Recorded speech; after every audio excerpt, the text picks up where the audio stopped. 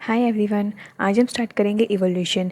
Evolution जो एक पूरी यूनिट है उसमें से हम एक चैप्टर लेंगे फाइलोजेनी ऑफ हॉर्स। काफ़ी इजी था और इंटरेस्टिंग भी है, इसलिए मैंने सोचा कि आज हमें फाइलोजेनी ऑफ हॉर्स पढ़ना चाहिए।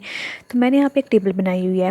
वैसे तो जो फाइलोजेनी ऑफ हॉर्स है इसके अंदर काफ़ी कुछ गिवन होगा आपकी बुक में, लेकिन जो है इसका मेन मोटिव, इसका जो पूरे चैप्टर का मेन मोटिव जो है वो पूरी की पूरी इस टेबल पे ही डिपेंड करता है हम उसके बारे में क्या क्या पढ़ते हैं। तो अगर आप ये पढ़ लोगे तो आई थिंक आपका ऑलमोस्ट चैप्टर ये क्लियर हो जाएगा। ठीक है, तो हम स्टार्ट करते हैं फाइलोजेनी ऑफ हॉर्स। आपने पहले भी पढ़ा होगा 12th में, लेकिन वही दोबारा से एक बार रिपीट कर लेते हैं।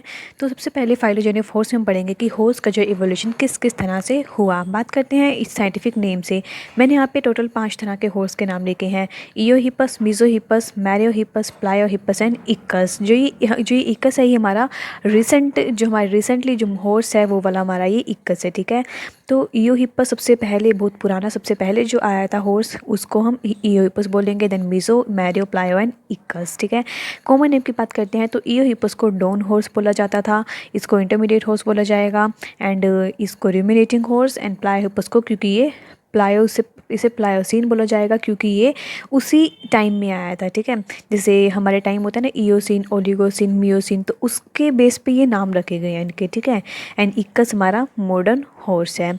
एज की बात करते हैं, कितने ईयर साल पहले आए थे। ये 60 मिलियन ईयर्स पहले था हमारा इयोहिपस, एंड ये 40, 25, 10 एंड 0.5 मिलियन से हमारा ये भी चल रहा है। हाइट की बात करते हैं, सबसे पहले जो है 40 सेंटीमीटर तक की ही हाइट होती थी किसी एक हॉर्स की। आप गेस कर सकते हो कि 40 सेंटीमीटर कितना होता है। ये एक लगा लो आप 40 या फिर 20 के आसपास लगा लो, जो कि एक डॉग के साइज़ जितना होता है। ठीक है, फिर देन 60, 100, 120 एंड 150। बात करते हैं लिम्स की, जो कि हमारा एक इम्पोर्टेंट पार्ट हमारा यही आता है पूरे हॉर्स में कि हॉर्स में कौन कौन सी डिजीज़ कैसे कैसे स्प्लिंट थी। तो लिम्स से हम 2 तरह के लिम्स पढ़ते हैं, fore limb and hind limb. Fore limb की बात करते हैं तो टोटल 5 तरह की डिजीज़ थी, 1, 2, 3, 4 एंड 5, जिसमें से फर्स्ट जो है स्प्लिंट थी। बाकी हमें वेल शोन थी। 2, 3, 4 एंड 5 हमें अच्छी तरह दिखती थी, लेकिन जो फर्स्ट थी वो स्प्लिंट थी।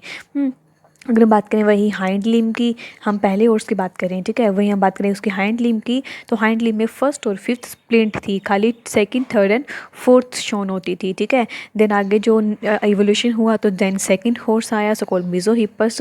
तो उस मीजोहिपस में देखा गया, उसमें फर्स्ट और फिफ्थ स्प्लिंट जो थी उस वक्त वो हाइंड लिम में थी पहले वाले में, तो वो जो फर्स्ट और फिफ्थ स्प्लिंट थी और वो उनके फोर्थ लिम में भी आ चुकी थी, सेम कंडीशन। ठीक है, सिर्फ second, third and fourth digit बची, फर्स्ट और फिफ्थ वापस से स्प्लिंट हो गई थी।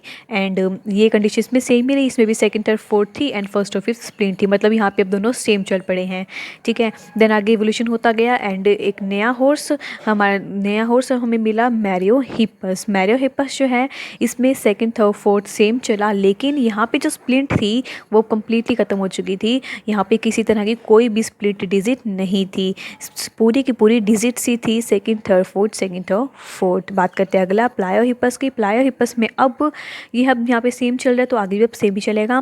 तो यहाँ पे सिर्फ और सिर्फ थर्ड बची, क्या बची, सिर्फ और सिर्फ थर्ड डिजिट बची, एंड हाइंडली में भी सिर्फ थर्ड डिजिट ही रह गई। बाकी सेकंड और फोर्थ जो थी वो भी स्प्लिंट हो गई थी, वो भी स्प्लिंट हो चुकी थी। ठीक है, दोनों में ही, एंड इक्कस में आगे कंडीशन सेम चली। ठीक है, सो इस टेबल को देख के हम ये कह सकते हैं कि जो प्लायोहिपस था वो फर्स्ट वन टोड हॉर्स रहा था। ठीक है, क्योंकि सिर्फ एक टोड वाला तो सिर्फ प्लायोहिपस ही है।